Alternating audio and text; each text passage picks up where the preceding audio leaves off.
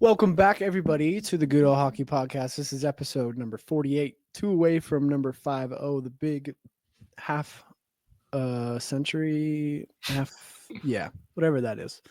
But we got some spicy news this week. It's been kind of slow to start the season. I feel like we kind of been pulling at straws, but this episode wrote itself today, honestly. We didn't have to talk about that. We didn't really have to pull too much out of our arse. Quick reminder, I got a nice little jacket on right here. Visit our shop, settledown.store. Use code use code GOHP15, Good Old Hockey Podcast 15. You'll get 15% off your order.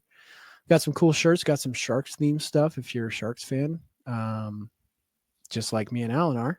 And that jumps into what we're going to be talking about. Alan was back in San Jose the last, 24 hours ago? Yeah, less than. Yeah. For the Joe Thornton retirement, number 19, NHL legend, Sharks legend. Great to see him. Great to see all the players kind of come back. Teary-eyed. Joe Thornton was wanting to make me teary-eyed. Had to keep pinching myself. But Alan, how was that? How was it there? You had boots on the ground. You were there. It was a great event. I went to the Patrick Marleau jersey retirement. What was that, 2 seasons ago? Which was also an awesome event. So I kind of already knew what to expect coming into it. Get to see all the old names and faces, and it was really cool. They had a bunch of seats out on the ice for a bunch of the old players, family, friends, stuff like that. And then they had a few guys behind them. I want to say Ryan Claude, Dougie Murray, Joe Pavelski, and Patrick Marleau were all sitting behind him. Got to hear some good speeches and great stories about Jumbo. Just an all-time class act. One of the best players in NHL history. It was an awesome event. It was super cool. Yeah, best playmaker of all time. I'll give him that. Yeah, I mean, it was really cool to. No, it's not. It's just a take. That's a normal take. That was nasty. Yeah. They were showing some replays of him. I forget because we were pretty young when he was in his prime. Obviously, I have memories of him. But to kind of look back and see those highlights, I'm like, damn, impressive. Especially for the time that he played in. Made Jonathan Cheechoo a 50-goal scorer. He's insane. Yeah. And Cheechoo was good, but I don't think. Also, beyond just the hockey, you hear so many stories about him. Yeah. And it's like, you could tell, everyone who ever met him loved the guy. It's hilarious. There's clips of him messing with the Sedins, Vancouver. Yeah.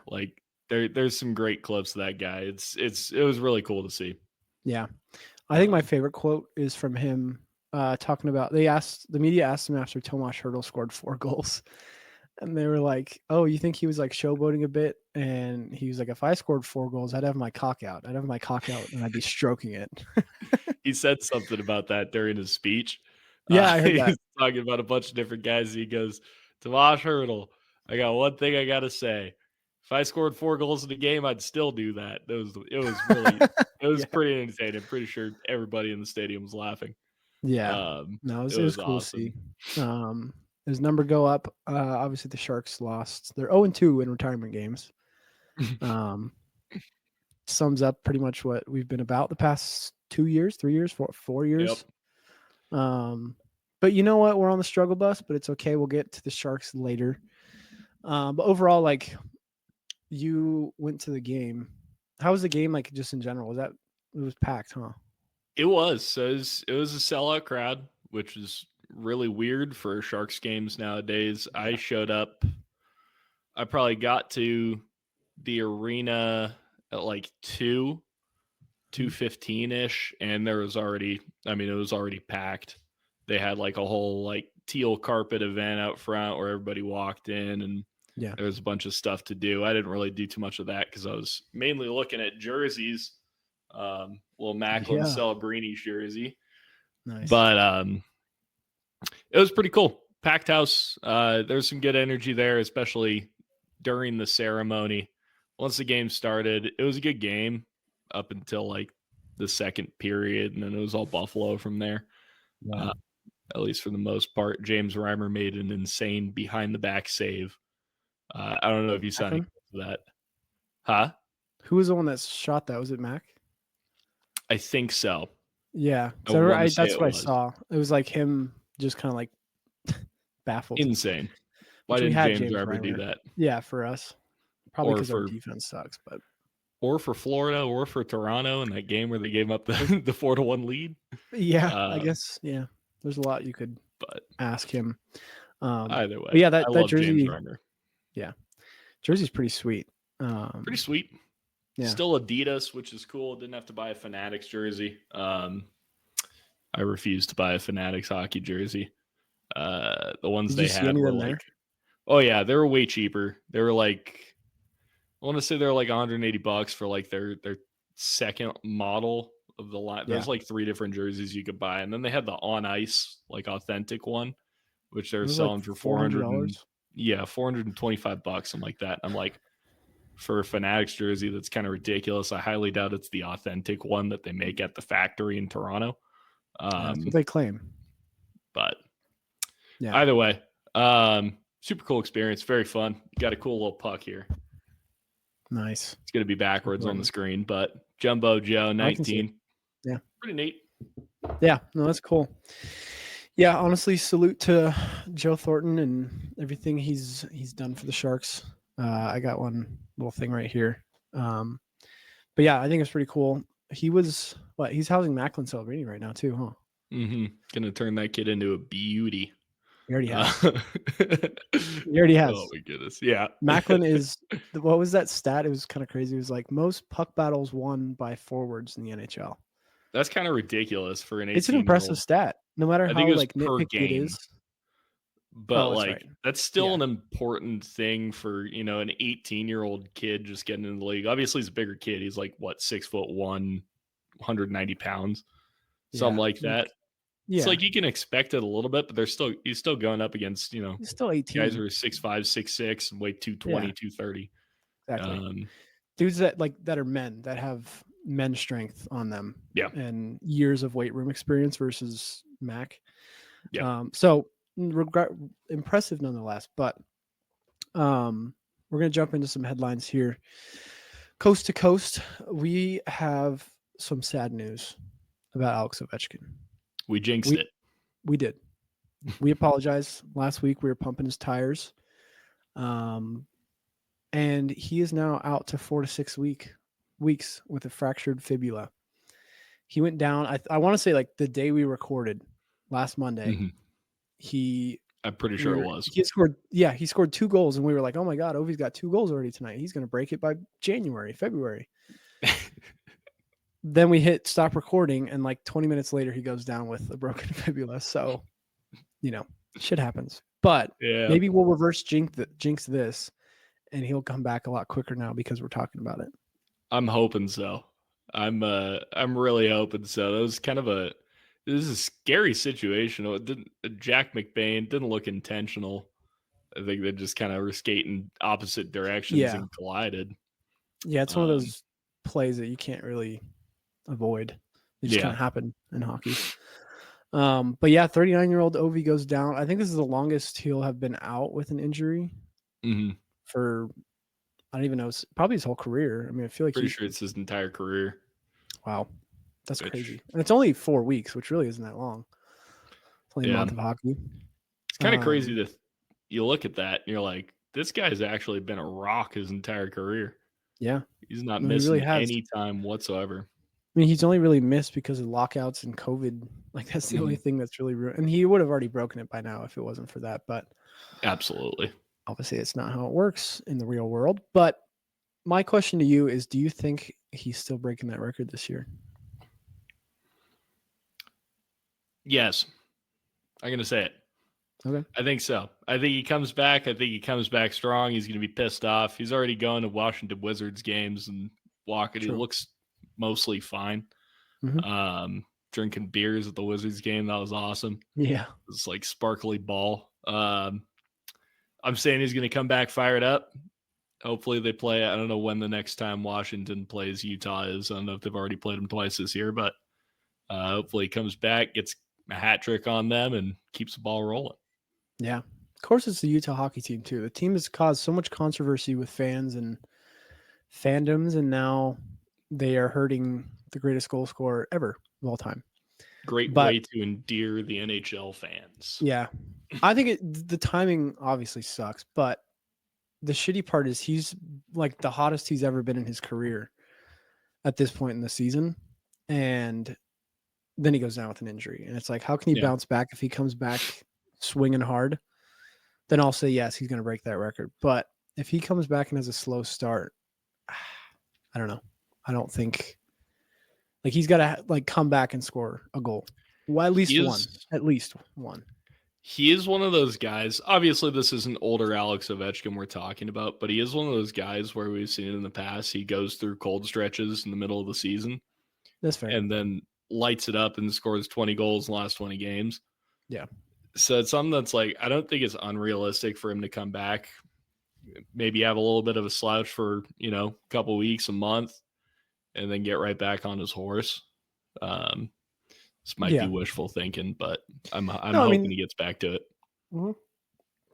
I think it's fair. I mean, I don't think he's out for the count yet. We'll see how serious the injury is, and hopefully it doesn't get extended at all. Mm-hmm. But I would really, really enjoy to see that record being broken this year. I think he was gunning for it, but it's how the world works, and sometimes shit don't go your way. Often, like our next person on here, Conor Bedard. Conor Bedard right now has 3 goals, 12 assists in 21 games played. That's 15 points. Now, there's a real thing called the sophomore slump. Everyone goes through it in every sport. And I've seen some stuff in the media about him struggling, or, I'm not going to discredit this, but people have said that Macklin Celebrini is better than Conor Bedard because of everything that's going on. I don't want to put that argument to bed, because it could happen, and I'm not going to prey on that downfall. But my thing is, like, I just don't see that Conor Bedard is actually struggling. I think he's also by himself in Chicago, whereas, I mean, Macklin's a rookie. Like, this sophomore slump is so like, it happened to, I remember it happened to Johnny Gaudreau. Mm-hmm. It's happened to countless people. And I think it's tough. Also, 15 points in 21 games as a 19-year-old. If that's a slump, then God, my beer league stats are just, Yeah, I think that's something people tend to overlook. Yeah. Because he came out flying, right? Looking at it right now, 22 goals last season, 61 points in 68 games, right? As an 18-year-old. Obviously, the expectations were set this year. Yeah. That he is capable of that. I think he kind of screwed himself with that, simply because you set those expectations so high. And I think that's why the sophomore slump is seen as a thing.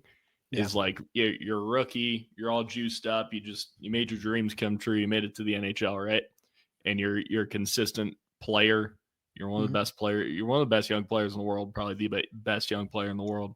Come out flying, then you have these expectations, right? There's more weight on your shoulders now that you've showed up. You've proven you can be the guy on the team. In your rookie season. Now you're expected to be the guy again, and it's not even like he's playing that bad. At least stats wise. I can't say I've caught a Chicago game this year. Yeah. So I don't know if he looks lost on the ice or what, but the results are going to come. Yeah. He had said in an interview that he felt like he was just kind of out there and not really doing anything. Mm-hmm. And I think if you're playing for the Chicago Blackhawks, you can definitely feel that way a lot of the time. So I think it's unfair to put. He's also 19 years old. 19. You know what I was doing at 19? Getting drunk in college and getting kicked out of dorm. Like, I was not, like, he's 19 years old. And like, I also think the development in the NHL, you can rise all you want throughout the juniors and all that stuff, and then coming into your first NHL season, you get adjusted. After Mhm. that, it's like, where do you go from here? And like, I Yeah. feel like that's kind of the hardest battle. So, I mean, if he just keeps working, and he's got a great work ethic from what I've heard, but if he keeps pushing, I don't think this rough stretch is going to last very long. And again, the guy's got 12 assists in 21 games playing on the Blackhawks with no one. He has no one with him supporting cast. Macklin Celebrini, I think, not that the Sharks are a better team, but I think he's got a little bit more skill They are a better around team. him. They're They up are. there in the Statistically, standings. they are. They are. 3 places above them. Yeah. And I think the Sharks look a lot better than they did last year. Oh, So, absolutely. you threw Macklin on this team last year. I don't think he's cracking really anything, but this team has some pieces, not a lot. I'm not saying their Sharks are a wagon, but Yeah, they are. But they're not. they're a wagon. They're a wagon. What am I saying? They're just not this, like, I don't know. It's hard to put blame on this kid. He's 19. Lay off on people. Like, Yeah. seriously. The other thing I was looking at, we kind of touched on this before we started recording, but he's got 55 shots on net, right? 3 goals. Yeah. Last season, he put up 22 goals off 206 shots on net. So his shooting percentage is half of what it was last year. That's a statistical outlier, right? At least what we've seen so far. Mhm. Like, you're going to see that start coming back to normal, especially with somebody who's that good at shooting the puck. Yeah. Like, I don't know what the NHL average shooting percentage is, but I think it's somewhere around like 8 or 10%. Like, he's going to climb back up there. I don't think it's an issue. It's his second year in the league, and the team is still awful. Don't rush him into superstardom. Let him grow. Exactly. And obviously, with guys coming in like Michkov and Celebrini who are succeeding, Celebrini isn't doing quite as well as Michkov right now, but Michkov's doing great. I'll give him his flowers. It's hard not to compare those guys. Yeah. But at the same time, it's like that too. Like, look at will probably go.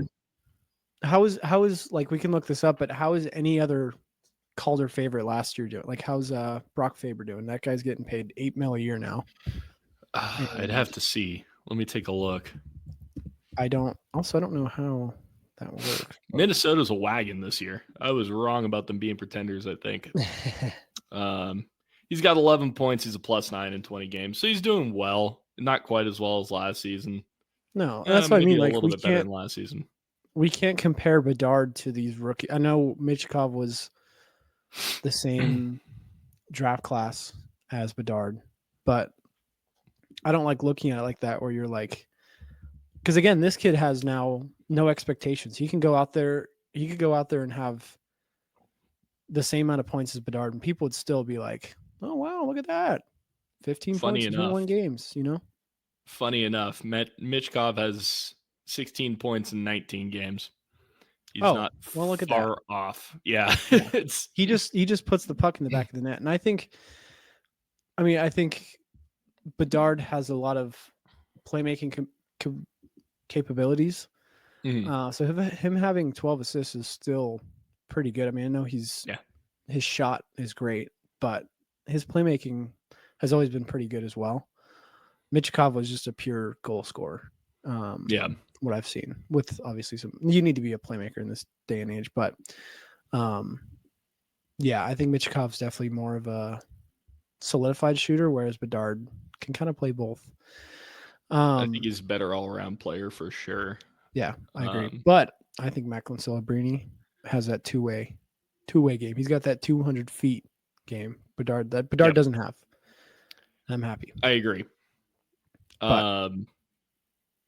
Watching Michkov play, or not Michkov, what am I talking about? Watching Macklin Celebrini play the other night, I was kind of blown away by how much he plays in the defensive zone. Yeah. Like, you see a lot of like talented offensive players and they don't play much in the D zone, if that makes sense. Like, it's not like they're not trying, but like they're not going into the corners. They're not, coming back when a D-man pinches up or whatever happens and ground the puck and moving it up ice. Like, you don't always see that with these highly skilled guys.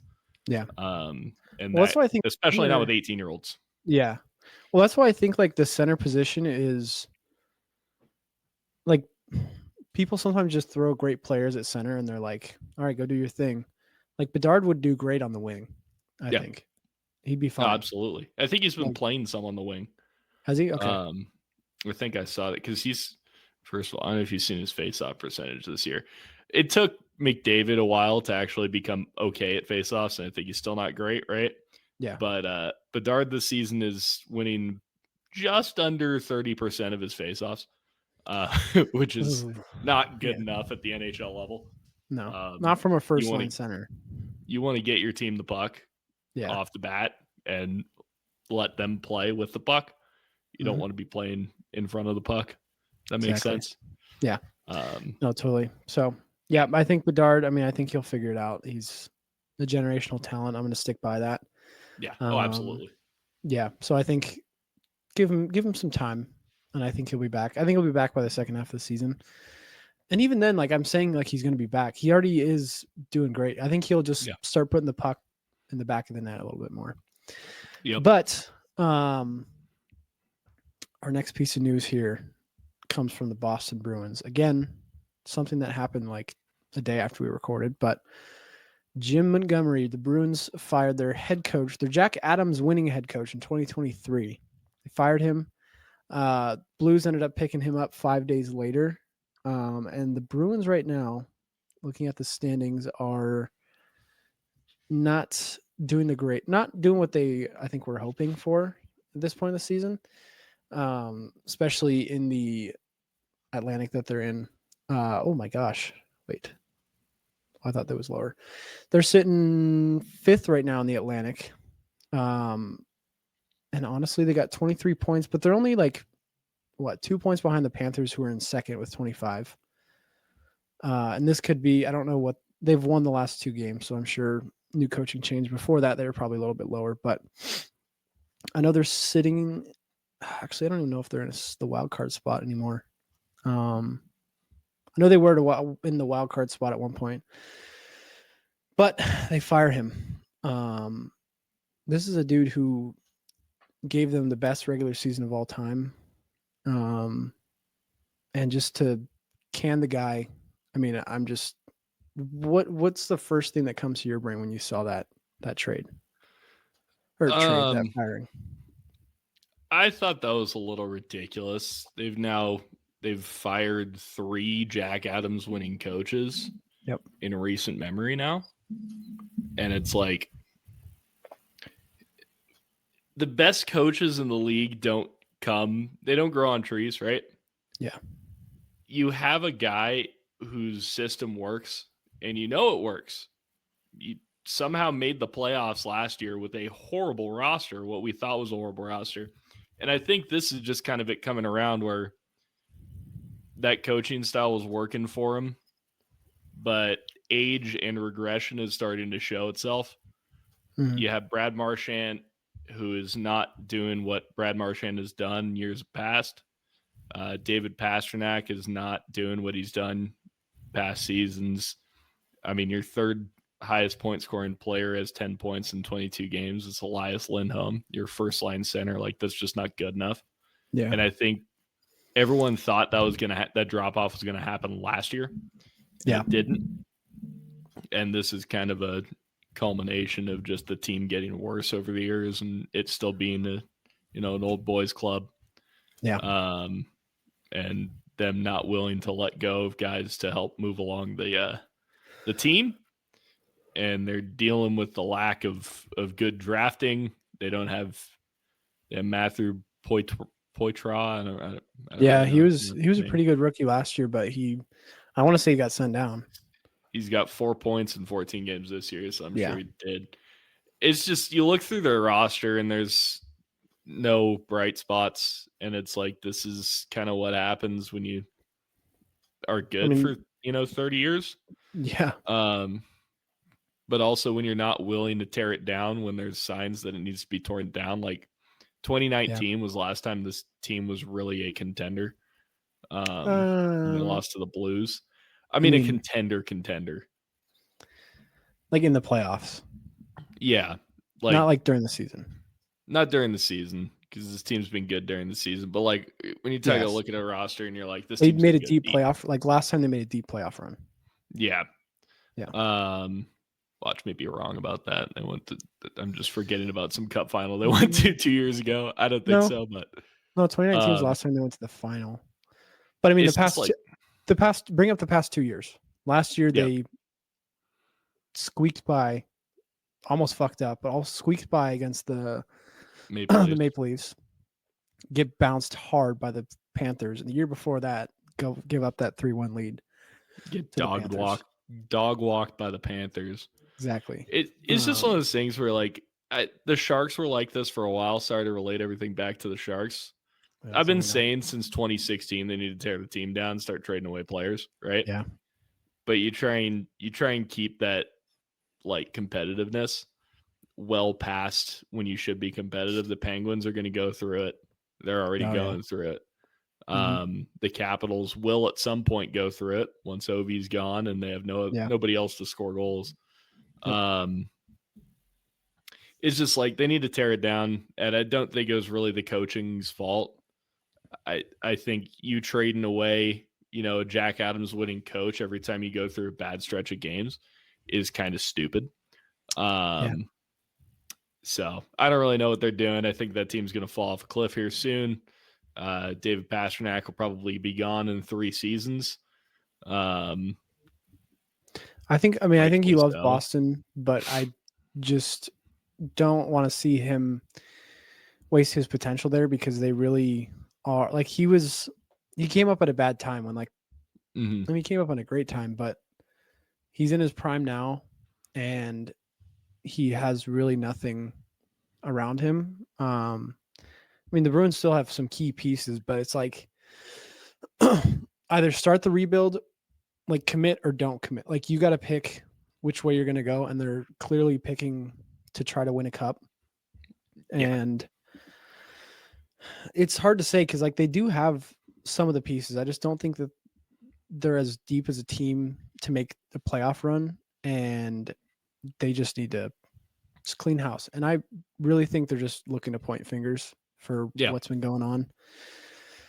And it's unfortunate that the coach really always kind of takes that blame in that kind of situation. They just are like, well, new coach. So we'll see if they... You'll look at it. You got one of the best... David Pasternak's one of the best goal-scoring wingers in the NHL. He's one of the best wingers in the NHL, period. Yeah. The 2 guys that they've elected to feed him the puck are 36-year-old Brad Marchand and Elias Lindholm. Yeah. That's the best you could come up with. Yeah. You can't put together a trade for something. Just anybody but Elias Lindholm. Yeah. Elias Lindholm's been regressing since that Johnny Hockey, Matthew Tkachuk line broke up. Yeah. And you think that's the answer to your problems? It just doesn't make any sense. And it's showing this year. And well worth it. That's Boston for you, though. And all their fans are going to complain. They're like, oh, we have it so rough. And it's like, shut the fuck up. You guys had Stanley Cup. You had 6 Super Bowls. Yeah. 5 or 6 Super Bowls over the last 20 years. Yep. You had a World Series recently. Not recently, but in the last decade, like they've been blessed. They've had a great team. NBA titles. 2 NBA titles in the last 15 years. There's one fucking, 6 months ago? Yeah. So don't want to hear it, Boston fans. Get over it. Your team's going to have to rebuild. Fans, you suck. No, but that's how I kind of look at it. Well, even again, I hate to relate to the Sharks, but I kind of look at that as a Sharks fan. Like I have to take my hat off. I know we never won a Stanley Cup, but like we had some great hockey for 20 years. And my advice to the Bruins is start while you can. As a pain-induced Sharks fan, start the rebuild ASAP. Before you turn into the Red Wings. Exactly. The Red Wings went through the same exact thing. The Penguins are going to go through the same exact thing. You have 20 years of success. At some point, everyone who is on those successful teams is going to be long gone.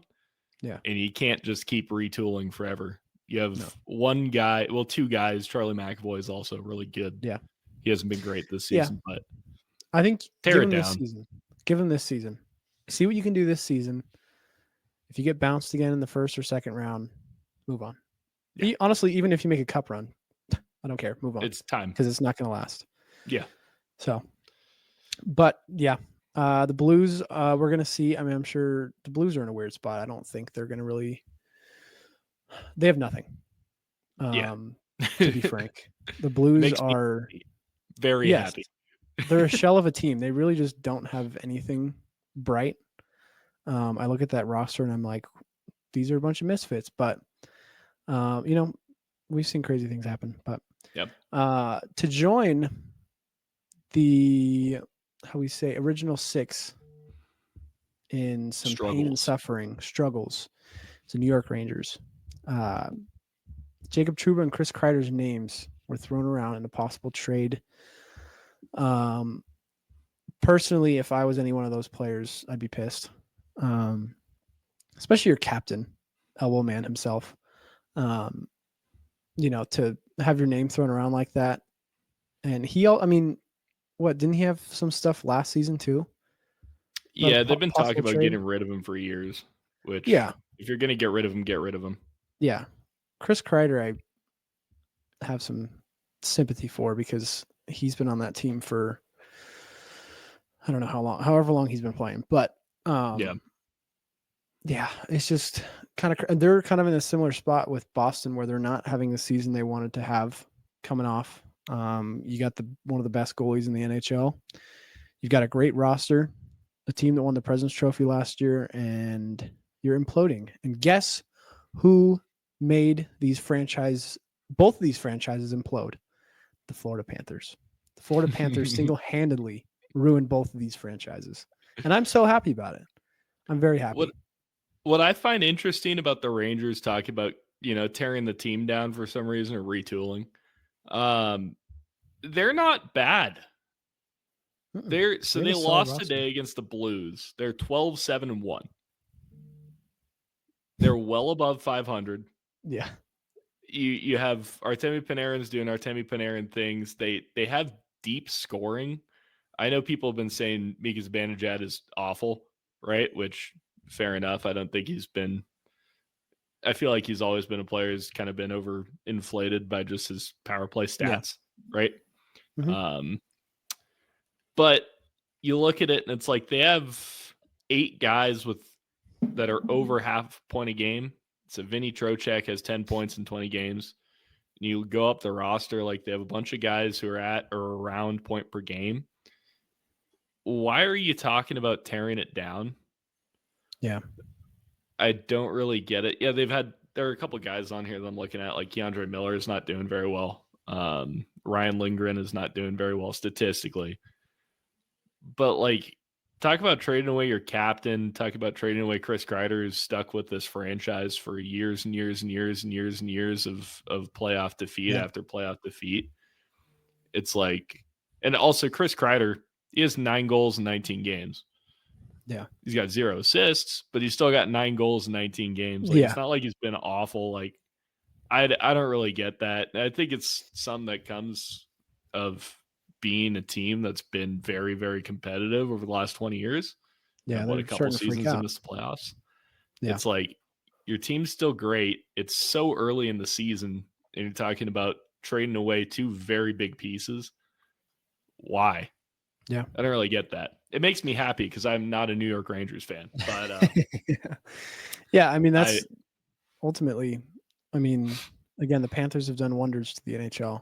They tear down the Bruins, now tearing down New York. And yeah, like you said, they're what, 12-6-1. What are the Bruins? The Bruins are 10-9-3, so a little bit more mediocre. Yeah. But I also think, again, the Eastern Conference is wildly competitive, and they have so many teams that are competitive. You got, even just in the Metro, you got the Devils, Hurricanes, Capitals, Rangers in the top 4 right now. The Capitals are going to fall off a little bit, missing Ovi, so you can jump that 3 spot. I think they've lost 2 games straight. Yeah. And I think it's I think, honestly, those names being thrown around is just them being in panic mode. Because you don't, as early as it is, you don't want to fall behind because it just makes the climb back to the top that much harder when it's the end of the season, and that's the last thing you want to do, especially as a solid team like the Rangers are. So ultimately, I understand the paranoia, but I also think it's like I'd love if they got rid of Trouba. I mean, he's kind of a liability sometimes, but Yeah. Just pull the trigger, New York. Do it. Just do it. To the Bruins and the Rangers, just do it. Either Bruins become rebuilding or go for the cup, and New York, same to you. But I don't think they can even tear – like, why would you tear down what you have in New York? You have the best goalie of all time. Not all time. Sorry. Best goalie in the NHL. You got a pretty solid defender in Adam Fox. You got Artemi Panarin.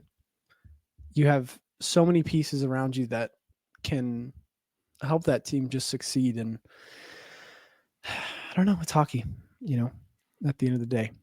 But I mean, do you really think like trading Trouba, would that do anything for them? Who are you going to get for Trouba? He makes $8 million a year. Exactly. Well, you're going to have to trade him away plus a pick just to get rid of him. Yeah. Nobody has that cap space nor wants to take on. Yeah, he's a big physical defender. I'm sure somebody will want Jacob Trouba. But you're either retaining salary on a guy you just signed recently. What was it, like 2-3 years ago they signed him? Yeah. And he's signed for, I think, 8 years. Who the hell are you going to trade him to that's willing to take on that contract and get value back? Yeah. Is it just to clear up cap space? Then again, what's the point? Oh, idea. Sidney Crosby to the Rangers. Thoughts? That light bulb go off right there. I don't want Sid on the Rangers. That would feel way too weird. No, I don't think he could go to arrive like an original six. It would him on an original 16 would just freak me out. Kind of like when Kane went to the Rangers, even like Kane on the Rangers and the Red Wings. Yeah, it just feels a little weird. But I would not advise that for Pittsburgh to take on a fat contract for a defender. He should go to. I think Sid should go to a small market, kind of coastal team, medium maybe out west, medium market. Yeah, 70 degrees, in and out. Sunny most of the year, in and out. Most of the year. I don't think Sid would eat in and out. No, he wouldn't. No, he wouldn't. Just a thought. Just a thought. I don't know. I don't even know what team comes to mind when you say those things, but if a team fit that category, I would tell them to do it. Maybe someone you could mentor to turn into like you were. Exactly.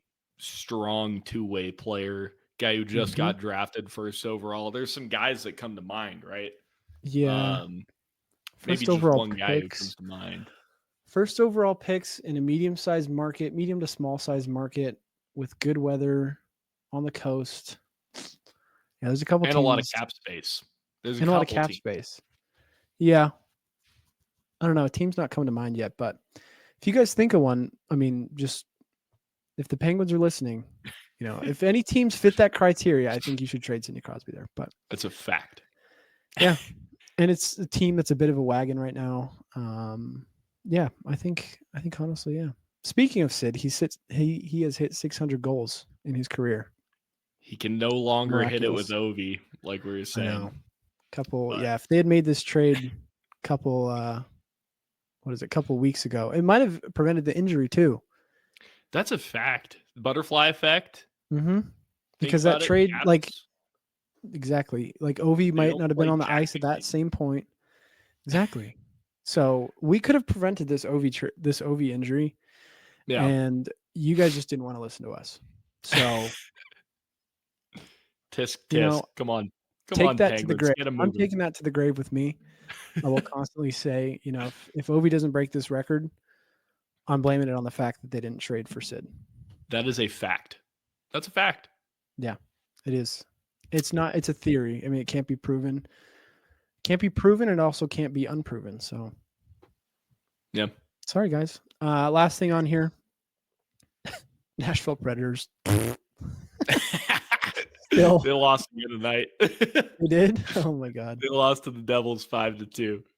Yikes. They're not in complete makes last. Makes me happy. Oh, they're tied with the Sharks right now, 17 points. Tied with the Sharks, but guess who didn't spend like $20 million a year in the offseason last season? I think the team with a medium-sized market on the cusp.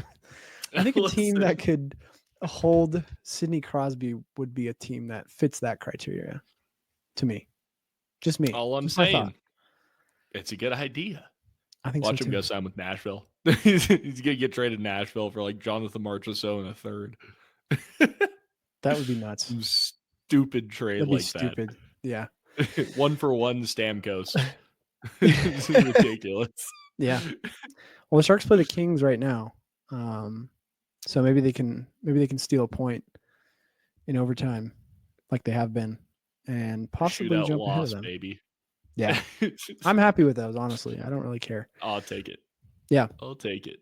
but we have reached the point in the episode where we're going to talk about the San Jose Sharks. So if you listened and don't want to hear us be delusional, thanks for joining us. But if you do want to stick around and stay, welcome. Welcome to the delusion. We saw Askarov get his start against the Blues. Underwhelming start. He's gross, but they didn't get the win. So I didn't really watch it, so I don't know. We lost. That's all I saw. And I saw that he's potentially going back down to the AHL. He started tonight. Oh, he is. I know that. Okay. He's starting tonight. I take back what I said. He let in a brutal first goal in the Sharks uniform. I don't know if you saw that. I don't know if you saw the replay. No. Skates out behind the net, goes to pass it out, passes it straight to Blues player, and gets fed to the front of the net, tap in. That's the kind of highlight that people show when a goalie is a legend and they go back to look at one of their first goals they get scored on. That's the kind of goal they give up. Just like Macklin's little tap-in goal he had. That's one of those goals. Like you see that from everyone has some crazy first goal in the NHL, and that's his. Yep. And most of those players are legends now. You can look at Connor McDavid's first goal, and it's pretty fluky. So I think the same thing with Askarov. You're not going to save every shot, right? No. You know you're going to get scored on at some point. Mm-hmm. Why not let it be the first goal, or first shot of the game, right? Exactly. Fluky play, skate out of the net. It's not going to happen every game. Just get it out of the way, get the nerves, get the butterflies off, and you're ready to go. Mm-hmm. Exactly. And he played well the rest of the game. I think he stopped 29 to 31 shots and then let in one shootout goal. The Sharks just continue to not be able to score a single goal in the shootout. Yeah. I can't tell you if they've scored. I can't tell you if they've scored in the shootout. Oh, Sharks just scored. Nico Sturm. Oh, speaking of, all right, let's play in the parade. Hang the banner. Hang the banner. Let's go. Hang the banner. That's already. There we go. Up next to Jumbo.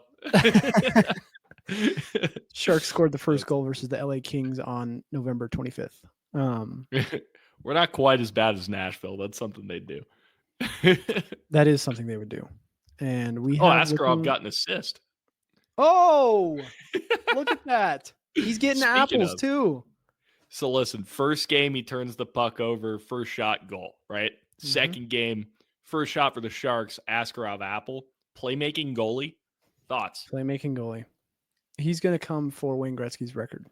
Oh, I wonder who. I want to say it's Martin Brodeur has the record for most points as a goalie.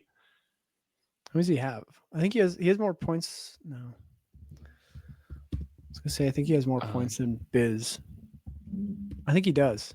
Yeah, he does. I know that. There's a few guys Tom Barrasso has 48 points. Martin Brodeur had 47.